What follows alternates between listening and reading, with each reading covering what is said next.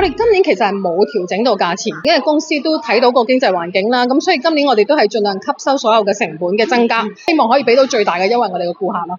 我哋就保守啲啦，我哋都係相信會有即係單位數嘅一個百分比嘅增長咯。今年咧就因為經濟唔係咁好啦，咁你話北上嘅影響到消費咧，就一定影響到嘅。預期咧，今年我諗都係比較保守啲啦，希望做翻舊年條數就 OK 嘅。我哋今年會唔加價，因為其實成本都增加咗，唔加價都等於係減價嘅。我哋主要都係舊有嘅客戶，都跟咗幾十年嘅客戶，因為一個老品牌，咁所以影響都唔算好大，跌10零個 percent， 10個8個 percent 咯，係咪啊？因為而家都好多人北上啦，你擔唔擔心會影響個人流？都唔係好擔心，我哋係新鮮食物咯，所以家家戶都要嘅。大陸唔可以帶新鮮食品翻嚟噶嘛，所以啲人如果係急凍食品一定要喺香港買。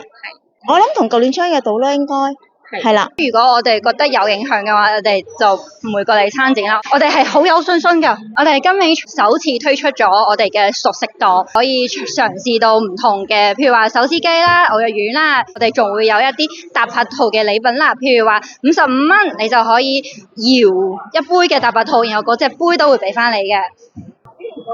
55蚊拎到幾多杯都俾埋你啊！